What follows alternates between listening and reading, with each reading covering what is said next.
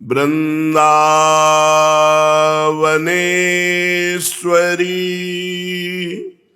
तवैव पदारविन्दम् प्रेमामृतैकमकरन्द रसौघपूर्णम् हृद्यर्पितं मधुपतेः स्मरतापमुग्रं निर्वापयत् परमशीतलमाश्रयामि। परमशीतलमाश्रयामि।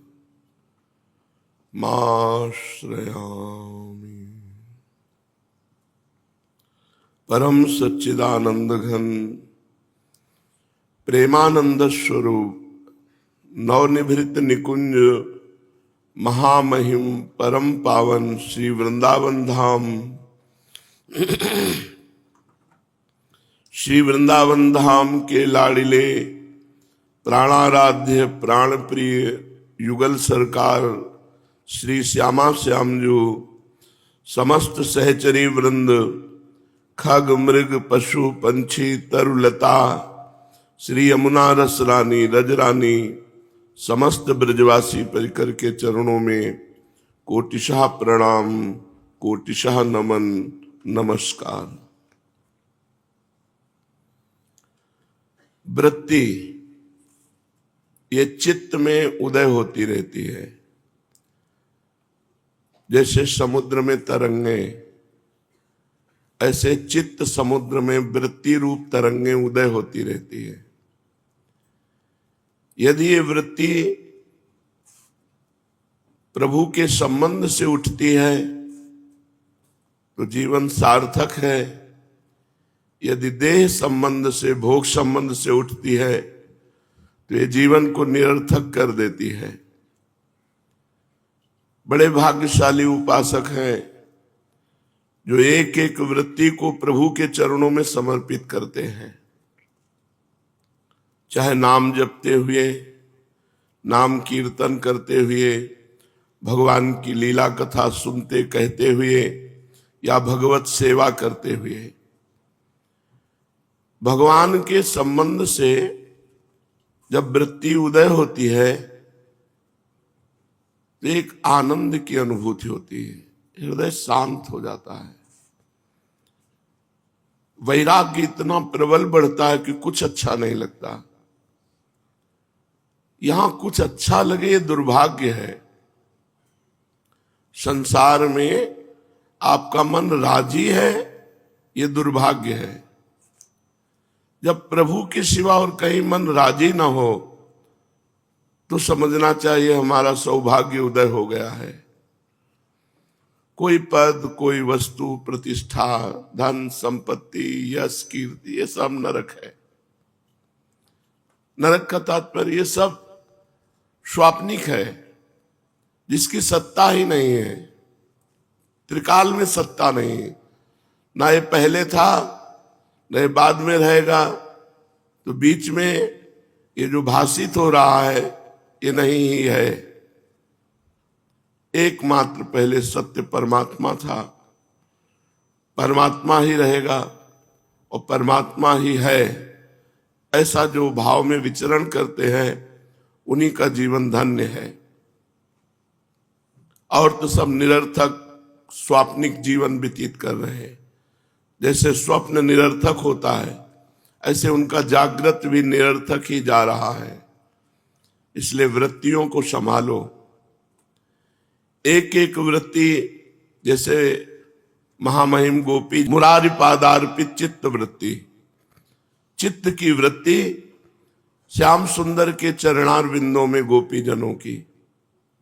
ऐसे ही जैसे अम्बरीश जी का मन का एक एक संकल्प, सावई मना कृष्ण पदारविंदयो, एक एक संकल्प विकल्प केवल कृष्ण चरणारविंद। ऐसे हमारा प्रिया चरणारविंद में एक एक वृत्ति समर्पित हो।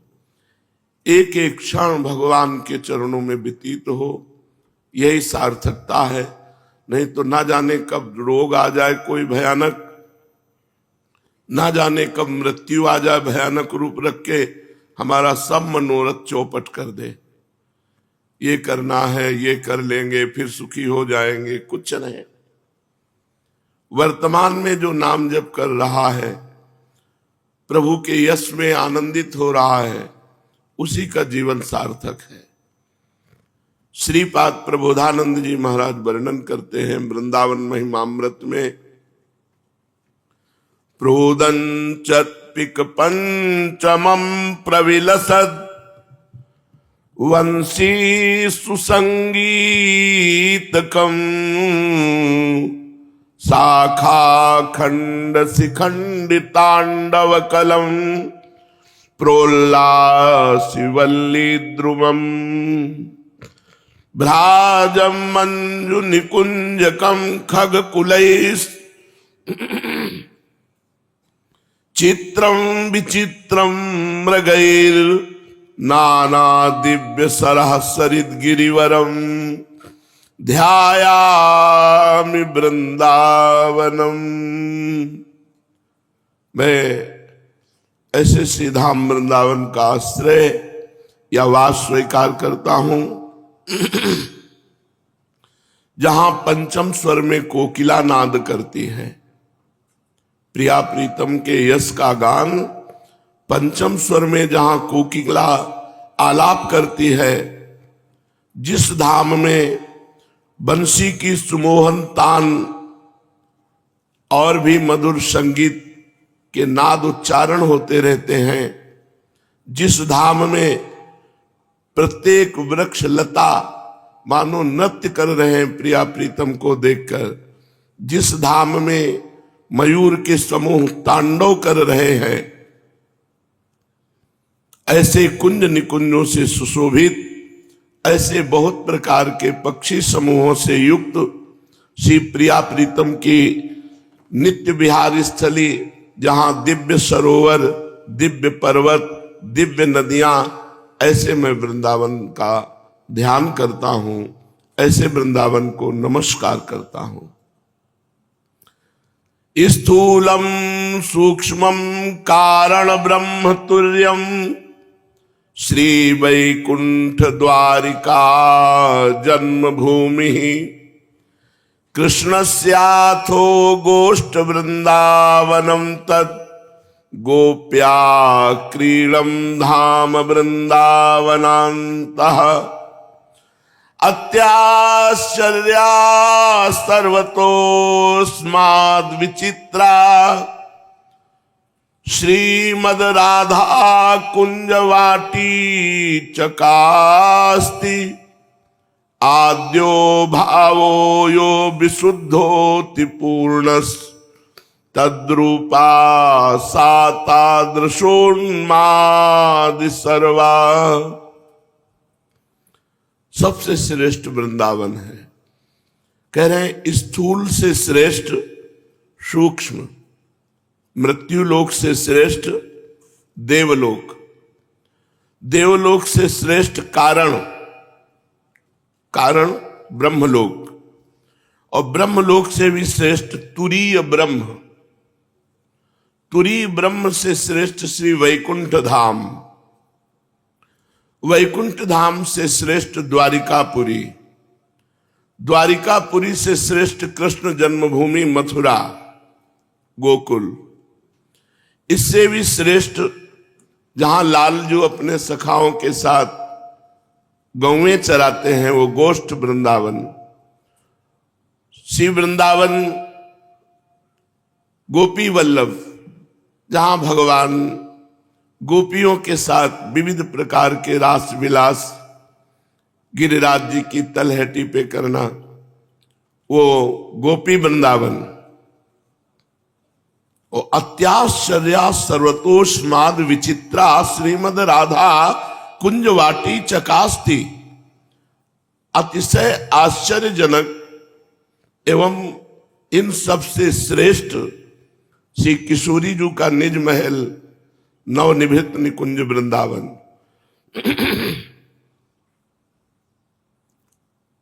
स्थूल से सूक्ष्म श्रेष्ठ, सूक्ष्म से कारण श्रेष्ठ, कारण से तुरीय ब्रह्म श्रेष्ठ, तुरीय ब्रह्म से वैकुंठ, वैकुंठ से द्वारिका, द्वारिका से मथुरा जन्मभूमि, मथुरा से गोष्ठ वृंदावन, गोष्ठ वृंदावन से गोपी वृंदावन, गोपी वृंदावन से नवनिभृत निकुंज वृंदावन सर्वाश्चर्यमय।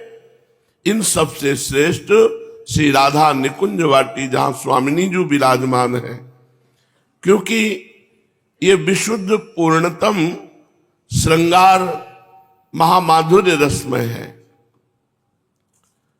ये श्रृंगार भूमि है, ये रास भूमि है, ये महामाधुर्य रसमय भूमि है जो सबसे श्रेष्ठ है, जहां आप बैठे हुए हैं।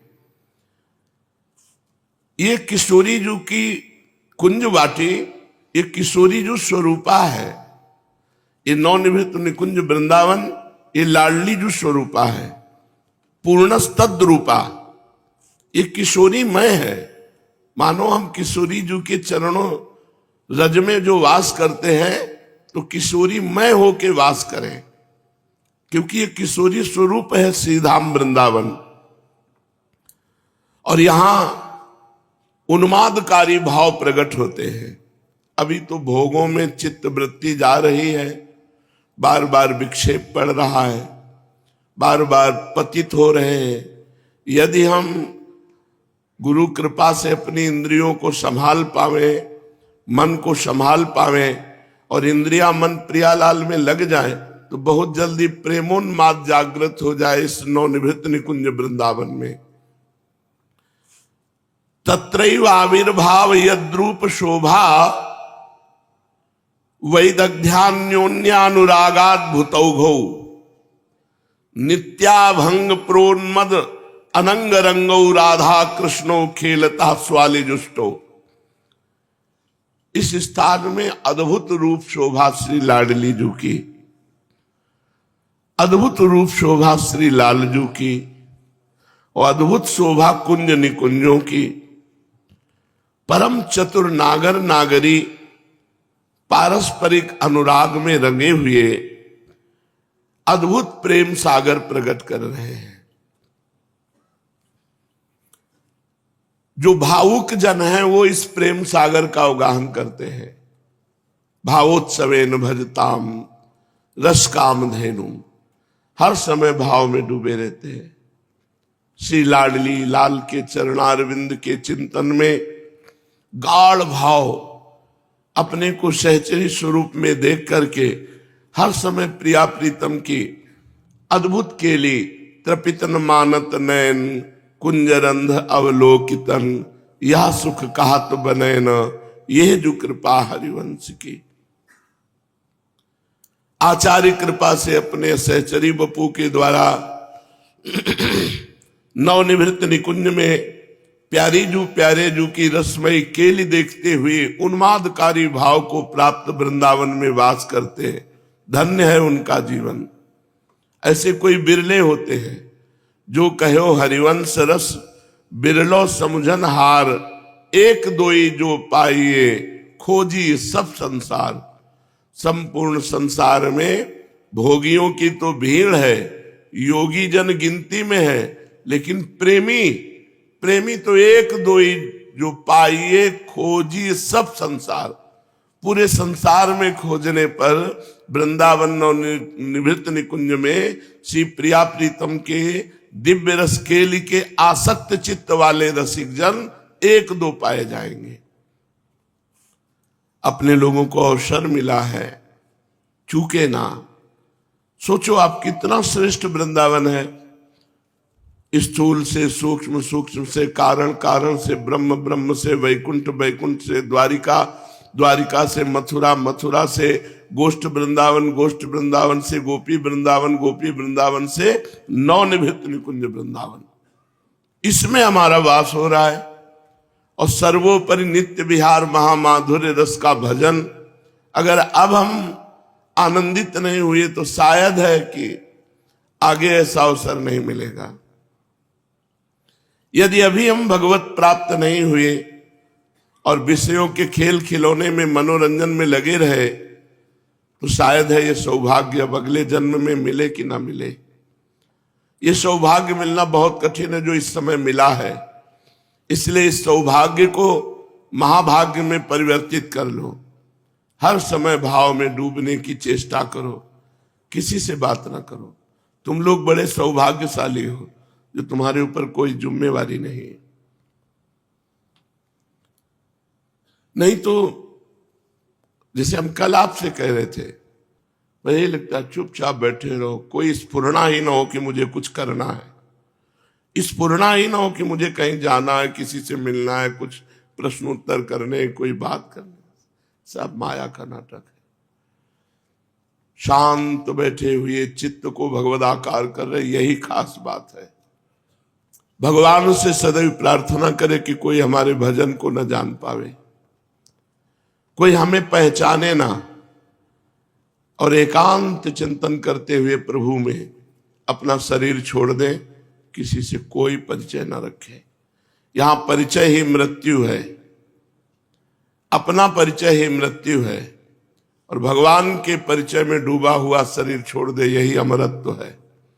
तो बहुत बढ़िया अवसर मिल गया, दिव्य वृंदावन धाम का वास और प्रिया प्रीतम की उपासना। तो खूब चित्त वृत्ति को प्रिया प्रीतम के चरणारविंद में अर्पित करते रहें, एक एक वृत्ति अर्पित करते रहें। पूज्य पंडित गया प्रसाद जी महाराज, जो करे प्रीतम के ताई ही करे, अपनो स्वार्थ छू न जाए। हर कार्य को देखो हम भगवान की प्रसन्नता के लिए कर रहे हैं या अपनी कामना की पूर्ति के लिए। अगर उपासक हो तो कामना की पूर्ति के लिए नहीं। हम भोजन भी कामना पूर्ति के लिए नहीं पाते, प्रसाद पाते हैं कि शरीर स्वस्थ हो, प्राणों का पोषण हो और प्रियालाल की सेवा बने, उनका जस गा सके। इसलिए कोई भी, हम सोच भी जाते हैं तो अपने लिए नहीं, शरीर पवित्र करके प्रियालाल की सेवा में लगाने के लिए। हमारी एक एक चेष्टा प्रभु से जुड़ी होनी चाहिए, अपने स्वार्थ पूर्ति के लिए नहीं। हम स्नान भी करते हैं तो प्रभु के लिए, हम दत्तवन भी करते हैं तो प्रभु के लिए। इसी मुख से प्रभु का जस गाएंगे। मुख शुद्ध रहे, शरीर शुद्ध रहे, इसी शरीर से सेवा करेंगे। जो भी कार्य है वो प्रभु के निमित्त से हो। शरीर की प्रत्येक चेष्टाएं केवल प्रीतम के ताई ही करे, अपनो स्वार्थ छू न जाए। अपने समस्त संकल्प, समस्त क्रियाकलाप केवल अपने उपास्य देव, इष्ट देव के ताई ही होवें, तो आपकी उपासना परिपक्व। आपकी सारी चेष्टाएं उपास्य देव के लिए हों, अपने लिए नहीं, तो आपकी उपासना परिपक्व। अपने लिए की हुई चेष्टा वासना कहलाती है, प्रभु के लिए की हुई चेष्टा उपासना कहलाती है। यदि उपास्य के ताई ना है के अपने ताई है रहे कोई चेष्टा, तो यही वासना है, यही उपासना में विघ्न है, कपट है, यही आत्मवंचना है। जब तक कपट है तब तक भगवान बहुत ही दूर है। मोहि कपट छल छिद्र न भावा। संत के वचन में अनुभव, करुणा, आचरण को अमोघ बल होए है। तीन बातें ना हो तो बात प्रभाव नहीं डालेगी। अनुभव, करुणा और आचरण की पवित्रता। संतन के वचन में ये तीन बल होए तब वो बात काम करे। स्वयं अनुभव की हुई बात, और दूसरे का मंगल हो ऐसी करुणा भरी बात, और आचरण पवित्र, तो अमोघ बल, तब वो बात जाकर संसार में कल्याण करती है। इसलिए संतों का आश्रय ले। आश्रय की दृढ़ता में कमी होने पर विश्वास में कमी होए है और विश्वास में कमी सो चिंता प्रवेश कर जाए है। अपनी चिंता होए से भगवान को चिंतन छूट जाए। देखो, संत के वचनों में अमोघ सामर्थ्य है, पर आपकी श्रद्धा की कमी है तो विश्वास की कमी हो जाए। विश्वास की कमी सो अपनी चिंता होने लगे, हमारा कल्याण कैसे होगा। यदि हम संत पर विश्वास रखते हैं तो अपनी चिंता नहीं है ना, गुरुदेव भगवान है, संत भगवान है, उनकी कृपा से हमारा निश्चित कल्याण हो जाएगा। पर जब संत पर हमें अविश्वास हो जाता है तो हमें अपनी चिंता सताने लगती है, और जब अपनी चिंता होती है तो प्राणनाथ का चिंतन छूट जाता है, और प्रभु का चिंतन छूट गया तो फिर परमार्थ का पथिक ही नहीं रह गया। इसलिए चिंता ना हो पावे अपनी। यदि चित्त में निरंतर भगवत चिंतन होवे लगे तो चिंता को प्रवेश करवे को अवसर ही नहीं मिलेगो। इसलिए भगवत चिंतन परायण रहो। भक्ति में बाधक है स्व सुखेच्छा, सुख भोगने की इच्छा। ज्ञान में बाधक है भेद बुद्धि। ये भेद बुद्धि सुखेच्छा यही नरक में पहुंचावे है। समस्त साधनन को फल है सुखेच्छा मिट जाए। नहीं है सुख संसार में, केवल भ्रम है।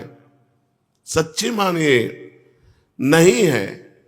आप भजन करके देखिए, जब आपका मन पवित्र होगा तो आपको ऐसा दिखाई देगा, कहीं सुख नहीं है।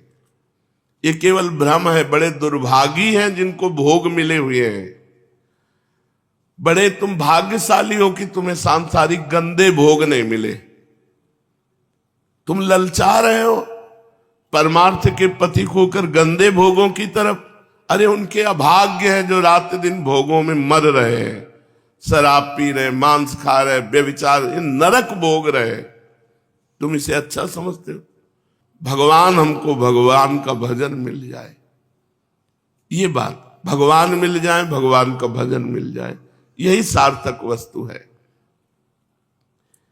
सुखेच्छा मिटाए बिना भक्ति नहीं होती और भेद मिटाए बिना ज्ञान टिकता नहीं।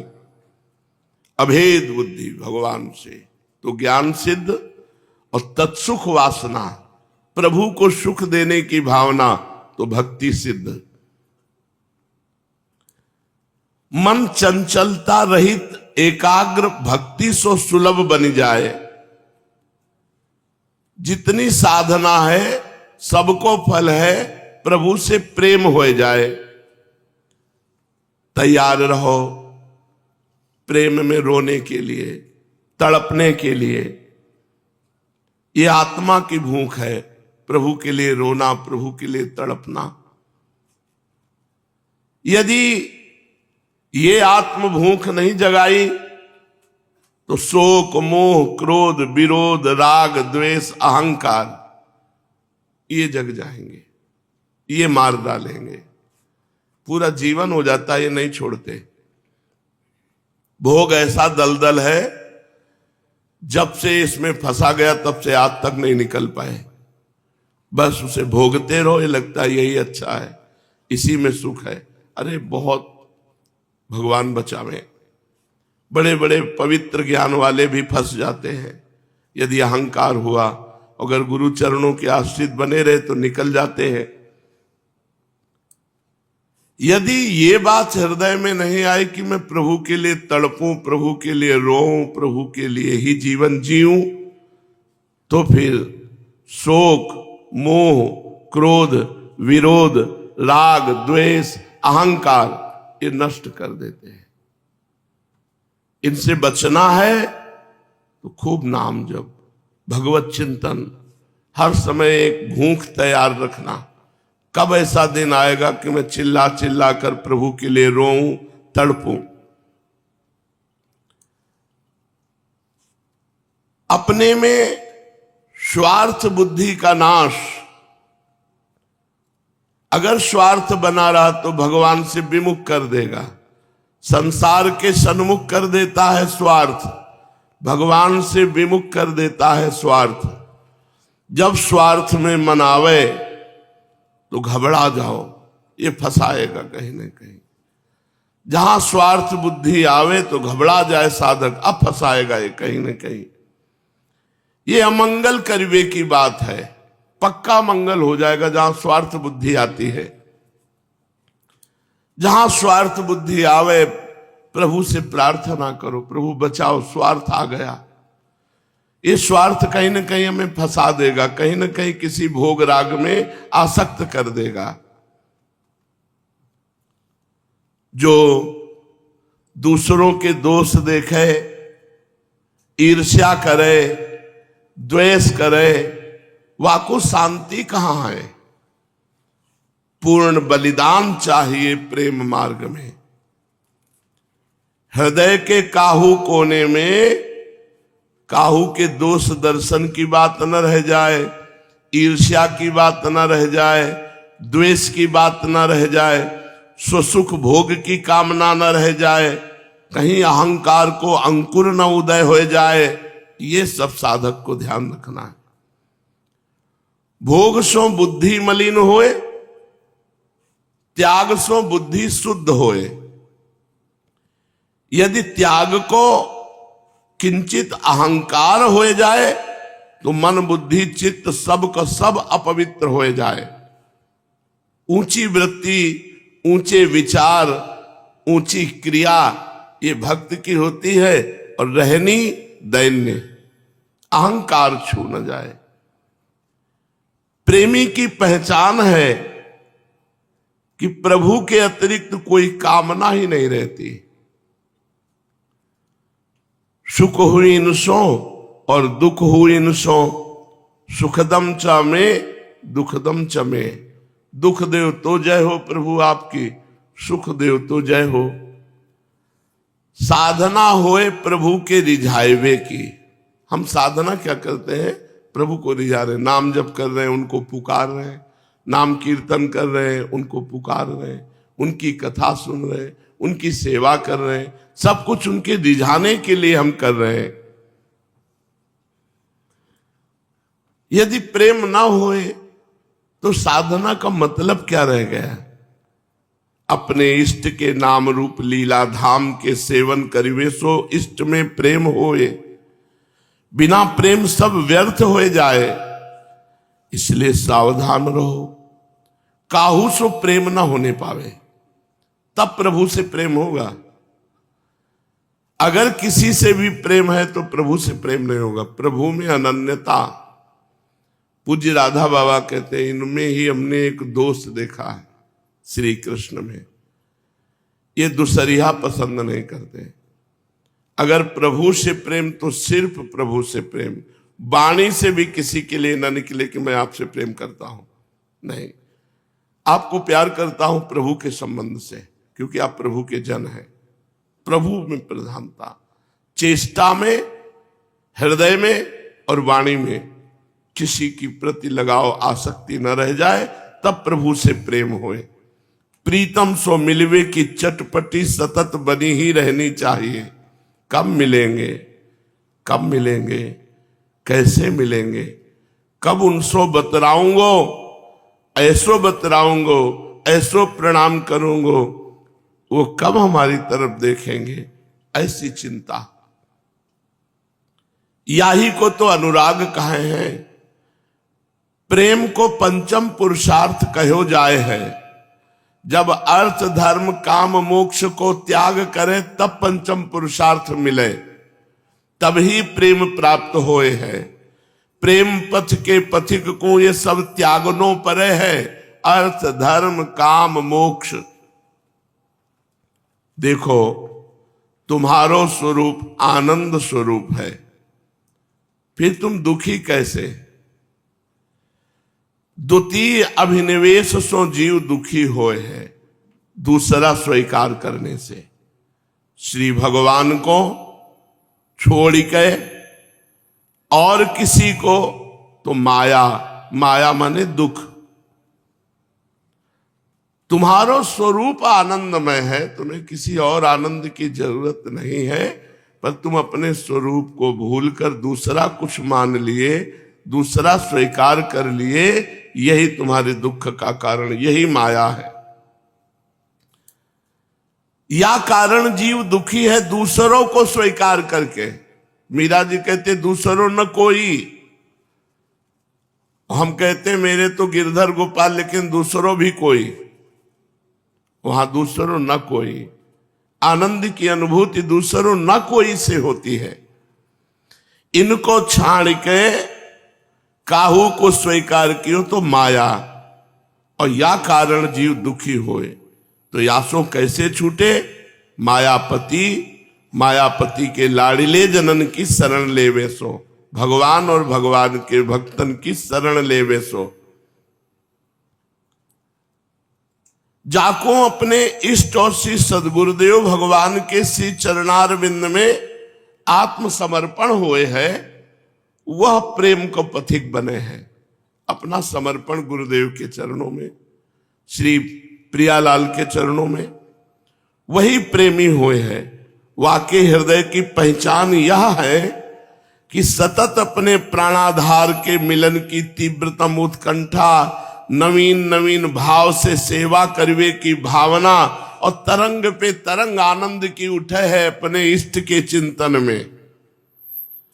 इष्ट में अनन्य ममता, श्री सद्गुरुदेव भगवान में दृढ़ समर्पण और सात्विक श्रद्धा, अविचल निष्ठा, ये सब प्रेम प्रदान कर दे है।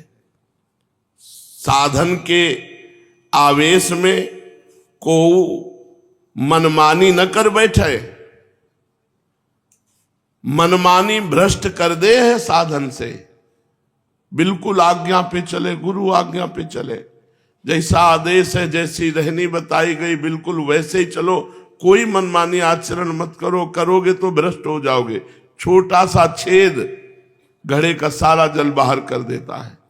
छोटी सी गलती तुम्हारे हृदय के आनंद को ढक देगी। निष्ठा पूर्वक साधन को कर तो चलो, और आश्रय कृपा को रखो। येहू नहीं करे कि कृपा का भरोसा करके बैठा है कायर बन करके, नहीं। कृपा के ऊपर छोड़ के साधना त्याग दियो, हो जाएगा, ऐसा कभी नहीं होता। कृपा का भरोसा रखे और खूब तन्मयता पूर्वक साधना करे, खूब भजन करे और भरोसा कृपा का रखे। प्रभु से आत्मीयता, भक्तन से दैन्यता, संसार से वैराग्य, यही तो कसौटी है। प्रभु से आत्मीयता, भक्तन से दैन्यता, संसार से वैराग्य, यही कसौटी है। कुछ अच्छा न लगे, सब ड्रामा है। एक परमात्मा के सिवा कोई नहीं, तो और सब क्या है? नाटक ही तो है। और उसकी हम आराधना करते हैं, वो अंतर से जानता है, तो क्या है ये सब? ये सब फसाव है।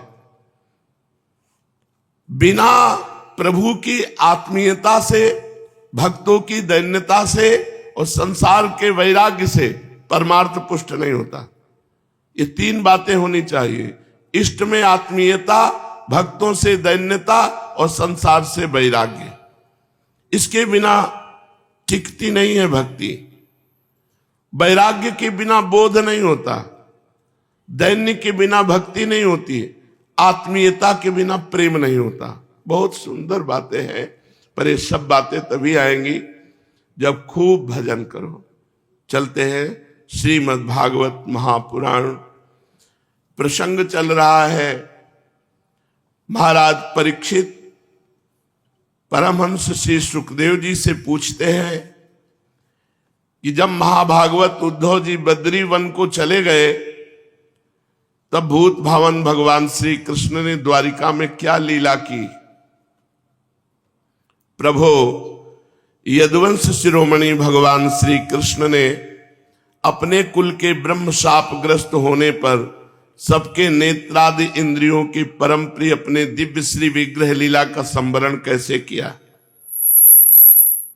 श्री सुखदेव जी कहते, परीक्षित, जब भगवान श्री कृष्ण ने देखा कि उत्पात शुरू हो गए, आकाश पृथ्वी अंतरिक्ष में बड़े बड़े अपशकुन हो रहे हैं, उन्होंने सुधर्मा सभा में उपस्थित सभी यदुवंशियों से बात कही।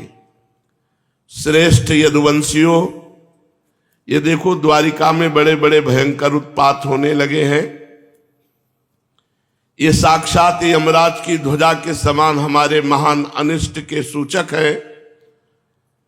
अब हमें द्वारिकापुरी में नहीं ठहरना चाहिए।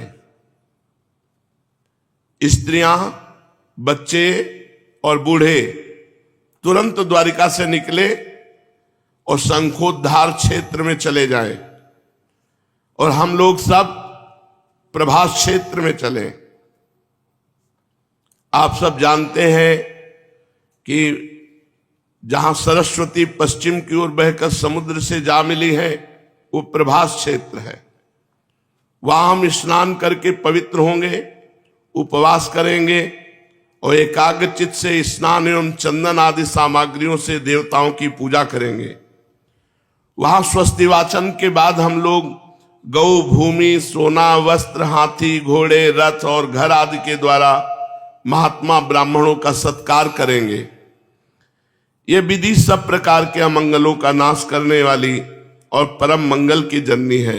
श्रेष्ठ यदुवंशियों, देवता, ब्राह्मण और गौओं की पूजा ही प्राणियों के जन्म का परम लाभ है। इसलिए निकलो द्वारिका से। सबको हटाया, स्त्रियां, बच्चे, बूढ़े शंखोद्धार क्षेत्र में और समस्त यदुवंशी प्रभास क्षेत्र में चले। द्वारिका छोड़ो। परीक्षित, सभी वृद्ध यदुवंशियों ने भगवान श्री कृष्ण की यह बात सुनकर तथास्तु कहकर उसका अनुमोदन किया। तुरंत नौकाओं से समुद्र पार करके रथों द्वारा यदुवंशी प्रभास क्षेत्र की यात्रा की। वहां पहुंचकर यादवों ने यदुवंश शिरोमणि भगवान श्री कृष्ण के आदेशानुसार बड़ी श्रद्धा और भक्ति से शांति पाठ आदि तथा और भी सब प्रकार के मंगल कृत्य किए। ये सब तो उन्होंने किया, परंतु श्रापवश उनकी बुद्धि हरण हो गई। ब्राह्मणों का एक तरह से उपहास किया था, पेट में बांध करके कि लड़का होगा कि लड़की, तो उनका इससे वो होगा जो तुम्हारे वंश का विनाश करेगा। अब वो समय आ गया। भगवान ने आदेश किया था कि स्वस्ति वाचन करा करके, गौओं का पूजन करके, ब्राह्मणों का पूजन करके खूब दान पुण्य करो, मंगल होगा। प्रभास क्षेत्र में स्वस्ति वाचन होते होते बुद्धि खराब हो गई, क्योंकि वो साप है और सबने जो नहीं पीना चाहिए वो पिया। ये अंतिम लीला है इनकी। मैरेयक नामक मदिरा का पान किया। ये पीने में बहुत मीठी लगती है, परिणाम में सर्वनाश करती है। सबकी बुद्धि भ्रष्ट हो गई।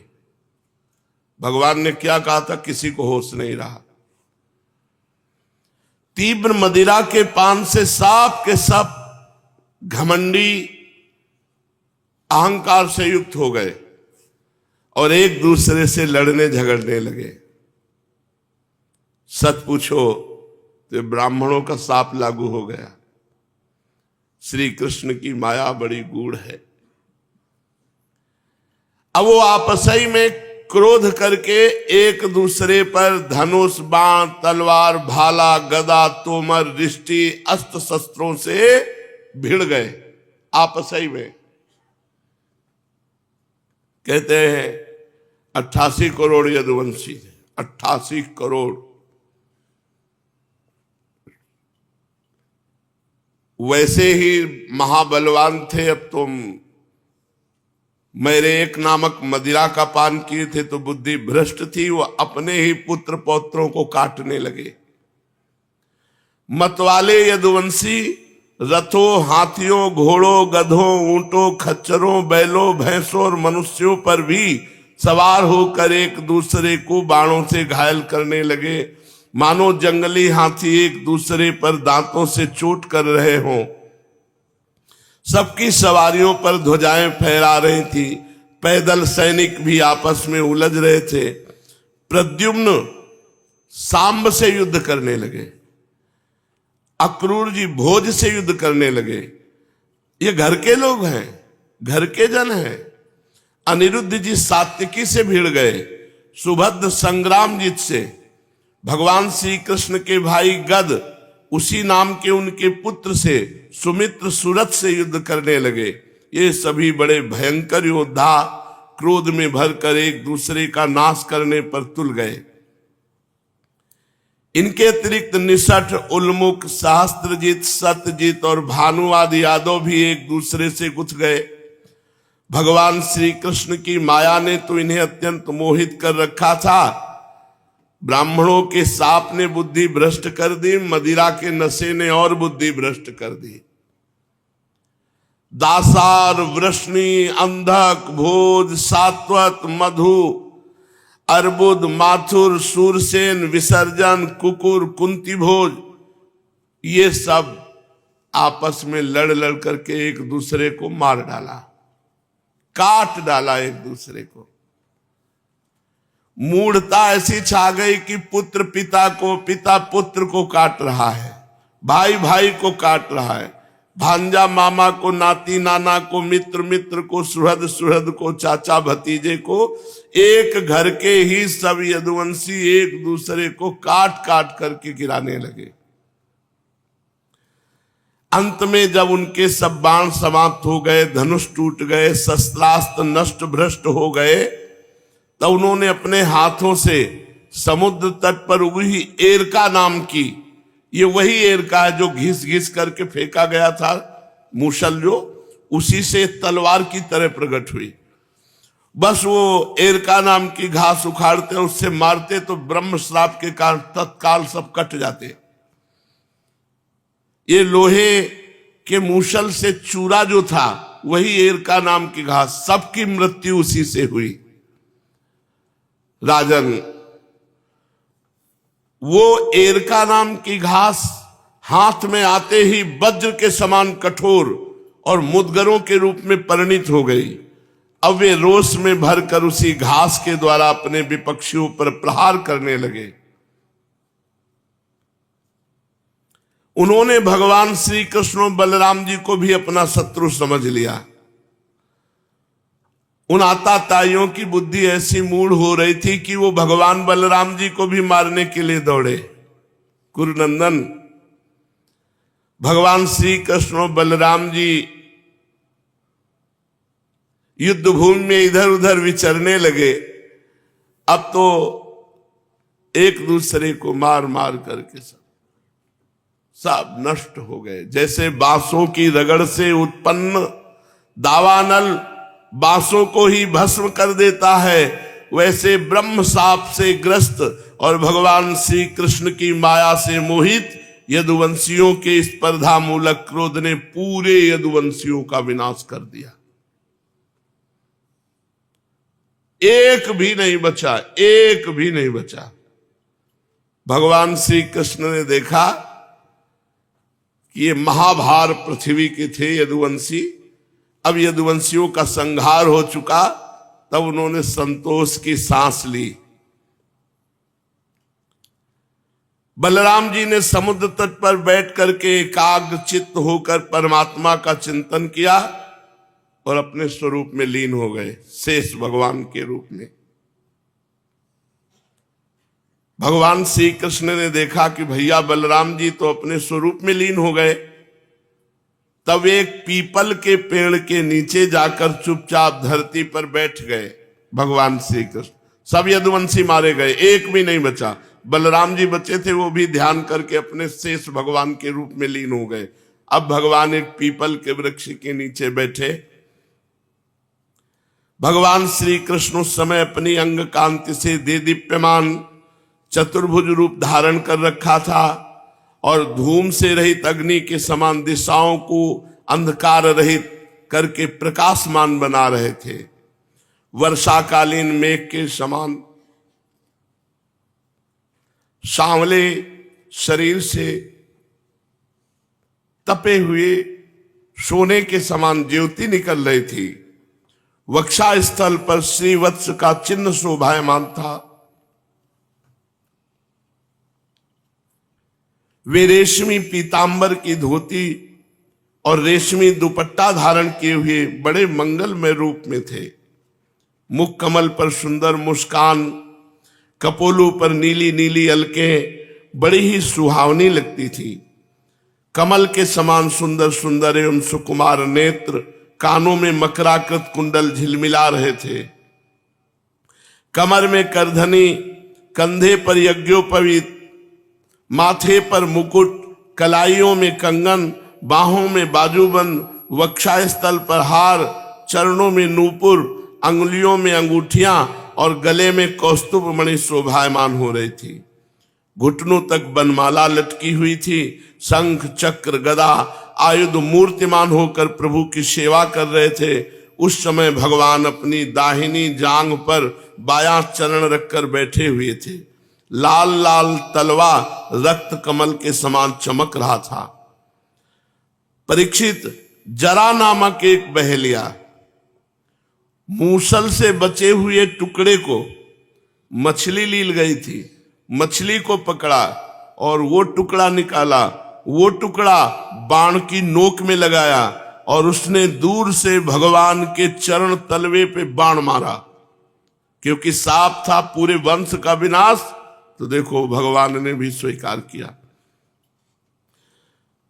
उसने समझा हरिण का मुख है लाल लाल तलवा, बाण मारा तो सीधे भगवान के शीश चरण में बाण से बिंध गया। और जब वो पास आया तो देखा चतुर्भुज परम पुरुष भगवान श्री कृष्ण, उनके चरण में बाण घुस चुका था। अब अपराध तो कर चुका था, कांपने लगा। वो जरा नाम का कांपने लगा। वो व्याध भगवान के चरणों में सिर रखकर धरती पर साष्टांग लेट गया। उसने कहा, हे मधुसूदन, मैंने अनजान में ये महापाप कर दिया। सचमुच मैं बहुत बड़ा पापी हूं, परंतु आप परम यशस्वी और निर्विकार हैं। आप कृपा करके मेरे अपराध को क्षमा कीजिए। सर्वव्यापक सर्वशक्तिमान प्रभु, महात्मा लोग कहा करते हैं कि आपके स्मरण मात्र से मनुष्यों का अज्ञान अंधकार नष्ट हो जाता है। बड़े खेद की बात है कि मैंने स्वयं आपका ही अनिष्ट कर दिया। वैकुंठनाथ, मैं निरपराध हरिणों को मारने वाला महापापी हूं। आप मुझे अभी मार डालिए, क्योंकि मर जाने पर मैं फिर कभी आप जैसे महापुरुषों का ऐसा अपराध न करूंगा।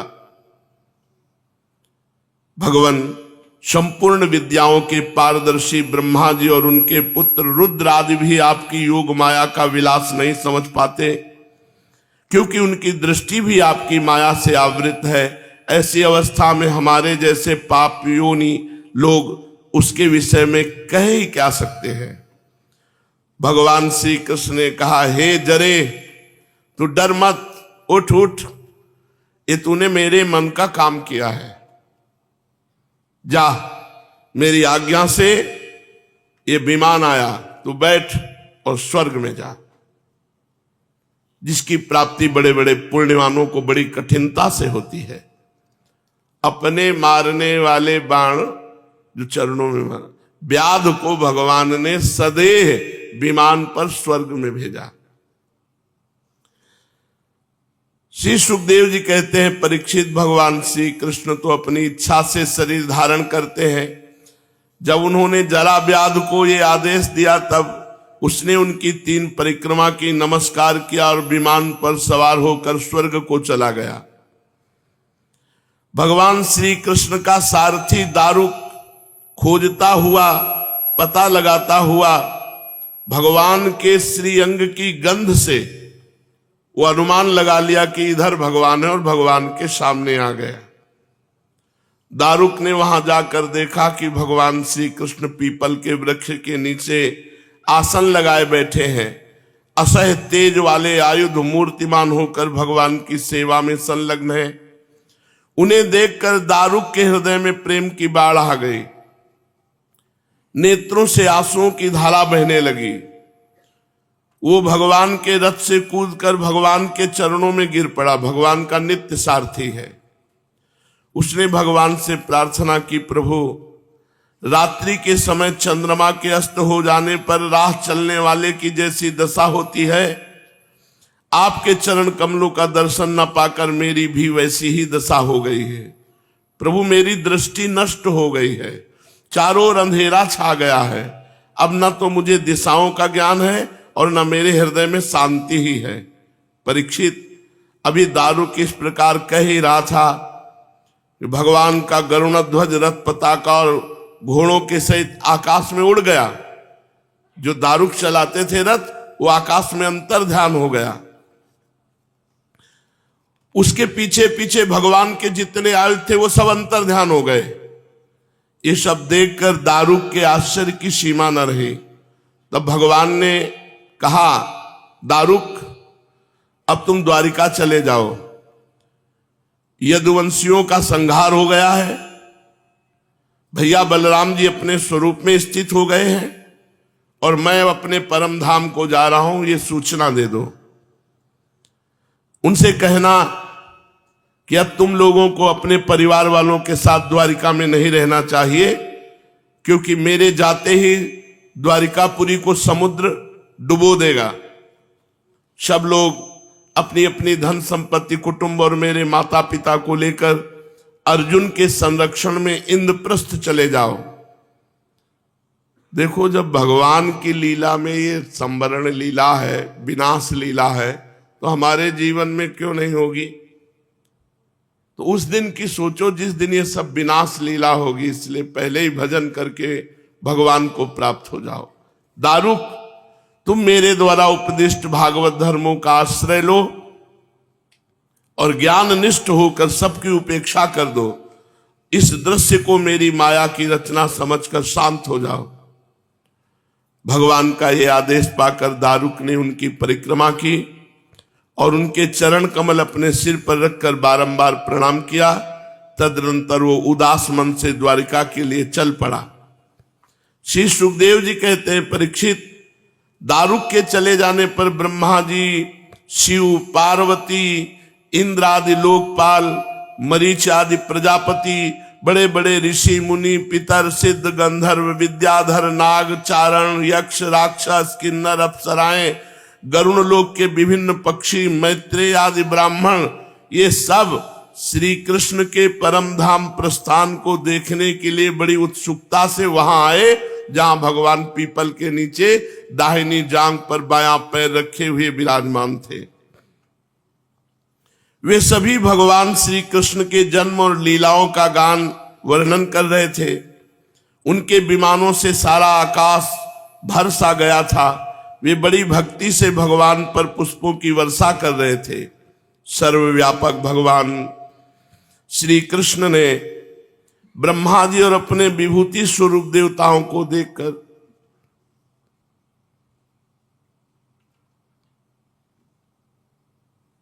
अपने नेत्र बंद कर लिए, अपने स्वरूप में स्थित होने के लिए।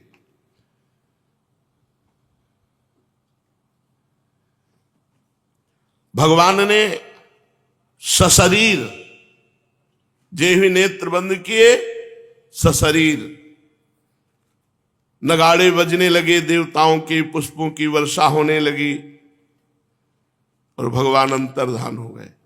जैसे बैठे थे वैसे ही अंतर्धान हो गए।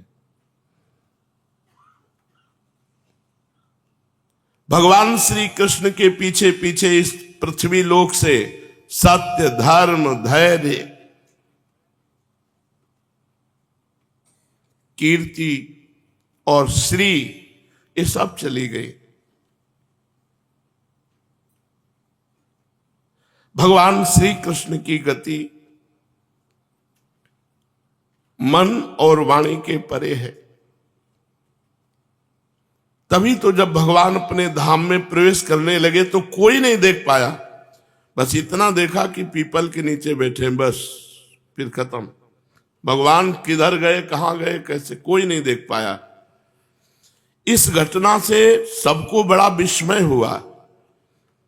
जैसे बिजली मेघमंडल को छोड़कर आकाश में प्रवेश करती है, तब बिजली की चाल को कोई देख नहीं सकता, वैसे ही बड़े बड़े देवता भी खड़े रहे, लेकिन भगवान श्री कृष्ण को परम धाम करते समय कोई देख नहीं सका किधर से गए, कैसे गए। ब्रह्मा जी और भगवान शंकर आदि देवता भगवान की परम योगमयी गति देखकर बड़े विस्मय के साथ भगवान की प्रशंसा करते अपने अपने लोक में चले गए। परीक्षित, जैसे नट अनेकों प्रकार के स्वांग बनाता है,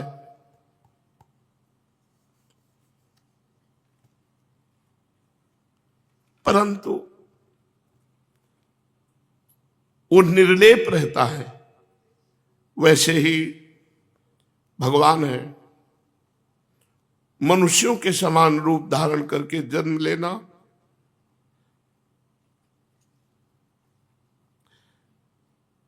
लीला और फिर लीला का स्मरण कर लेना उनके लिए अभिनय मात्र है। वे स्वयं ही इस जगत की सृष्टि करते हैं, इसमें प्रवेश करते हैं, फिर इसका संहार कर लेते हैं। महामहिम स्वरूप है। देखो ना, संदीपिनी गुरु का पुत्र यमपुरी चला गया था, परंतु सशरीर उसको लौटा लाए। देखो ना, तुम्हारा इस शरीर ब्रह्मास्त्र से जल चुका था, परंतु उन्होंने तुम्हें जीवित कर दिया। वास्तव में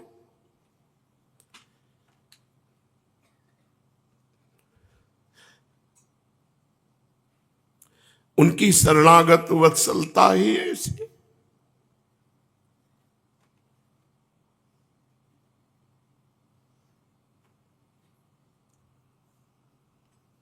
और तो क्या कहूं, महाकाल भगवान शंकर को भी युद्ध में तृप्त कर दिया और अपने प्रति अपराध करने वाले को, जो उनके चरणों पर बाण प्रहार किया, ऐसे कृपालु, उसे सदैव स्वर्ग भेज दिया। प्रिय परीक्षित, भगवान अपने शरीर को सदा के लिए यहां रख सकते थे, अवश्य रख सकते थे, पर उन्होंने ऐसा नहीं किया, क्योंकि वो निरपेक्ष है।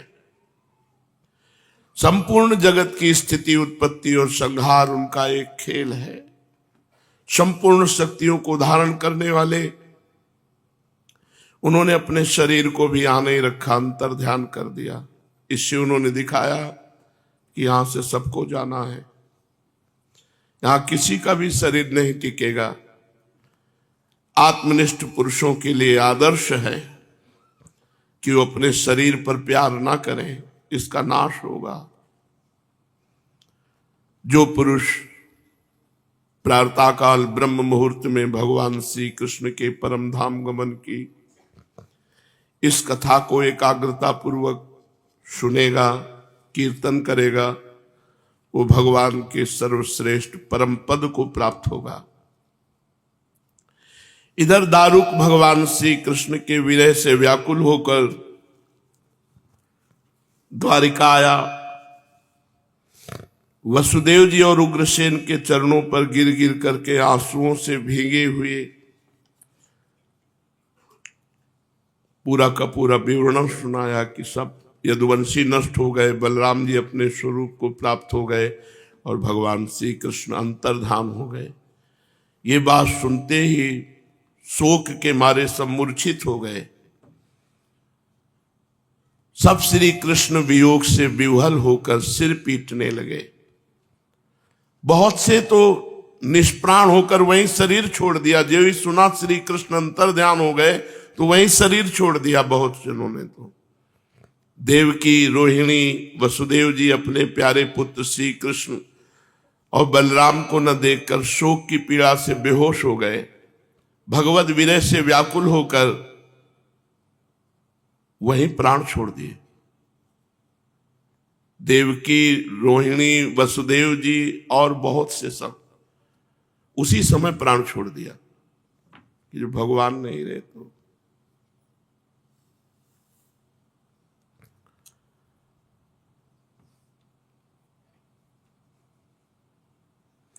बलराम जी की पत्नियां, वसुदेव जी की और शेष पत्नियां, ये सब अग्नि में प्रवेश कर गई। भगवान श्री कृष्ण की रुक्मिणी आदि पटरानियां, ये सब भगवान का ध्यान करते हुए अग्नि में प्रवेश कर गई। परीक्षित, अर्जुन अपने परम प्रीतम भगवान श्री कृष्ण जो उनके सखा हैं, बड़े व्याकुल थे। यही थे, द्वारिका में ही थे, पर उन्होंने गीता के सदुपदेश से अपने चित्त को संभाला और भगवान ने जो आज्ञा करी है उसका पालन करना है। यदुवंश के मृत व्यक्तियों में जिनको कोई पिंड दान देने वाला न था, अर्जुन ने श्राद्ध किया। महाराज, भगवान के अंतर्धान होते ही समुद्र ने ऐसी उत्ताल तरंग मारी कि संपूर्ण द्वारिका को अपने जल में ले लिया। देखो, ये विनाश लीला है, ये सबके जीवन में आएगी। इसलिए भजन कर लो, भगवान को रिझा लो। यहां कुछ नहीं है, कुछ नहीं, एकदम नाटक माया का चल रहा है। भजन कर लो, यही सार्थक है। जहां भगवान निवास करते हैं उस द्वारिका को लील गया समुद्र, अपने में लीन कर लिया, सब नष्ट भ्रष्ट हो गया। देखो, भगवान का सब कोई आग में प्रवेश कर गया कि सुनते ही किसी के प्राण निकल गए। 88 करोड़ तो यदुवंशी लड़कर मर गए, सब विनाश। जो कुछ स्त्रियां बची थी, बच्चे बचे थे, कुछ बूढ़े बचे थे, अर्जुन उनको इंद्रप्रस्थ ले आए। अनिरुद्ध के पुत्र वज्र का राज्याभिषेक कर दिया।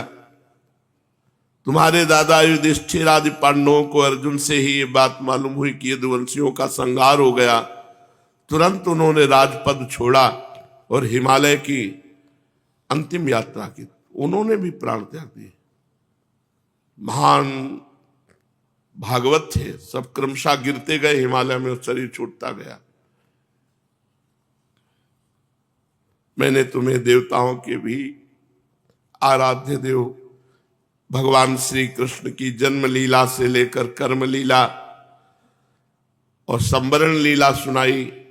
जो इसका श्रद्धा के साथ कीर्तन करेंगे, श्रवण करेंगे, वो समस्त पापों से मुक्त हो जाएंगे। परीक्षित,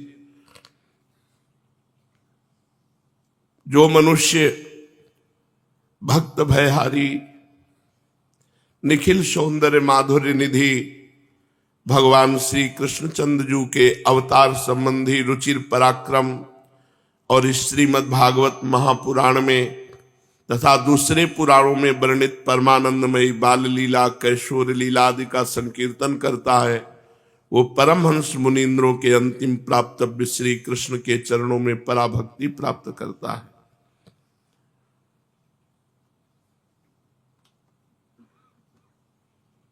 कुछ नहीं है, कुछ नहीं है। ये सब जब भगवान का कुछ नहीं बचा तो तुम्हारा क्या बच जाएगा, विचार करो। इसलिए शांत, चाहे दुखद परिस्थिति हो चाहे सुखद परिस्थिति हो, बस हर समय नाम जप करो, हर समय मंत्र जप करो। यहां से जाना है, कुछ नहीं। जब इनका कुछ नहीं बचा, द्वारिका वासी परिवार कोई नहीं, तो तुम्हारा क्या बच जाएगा। इसका नाम मृत्यु लोक है। इसलिए नाम जप करो, जितना भजन कर लो, यही जीवन की सार्थकता है। ये सब प्रपंच है, सब दिखावा है माया का। जितना भजन कर लो बस उतना ही सार्थक है। यहां से जाना है, जाना है। कृपा करें श्री कृष्ण कि हमारा चित्त उनके चरणों में लग जाए, सब भूल जाए और यहाँ शरीर छूटे और उनको प्राप्त हो जाए। यही जीवन का फल है। और तो सब नौटंकी है माया की, ये सब नौटंकी है माया की। जब भगवान का कुछ नहीं बचा, जिनको भगवान ने गोद में खिलाया वो पुत्र, जिनको भगवान का दुलार मिला वो पौत्र, वो सब मर गए, हम तुम क्या बचेंगे।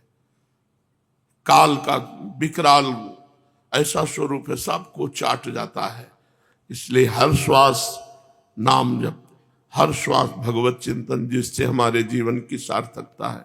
शेष चर्चा आगे। श्री राधा वल्लभ लाल।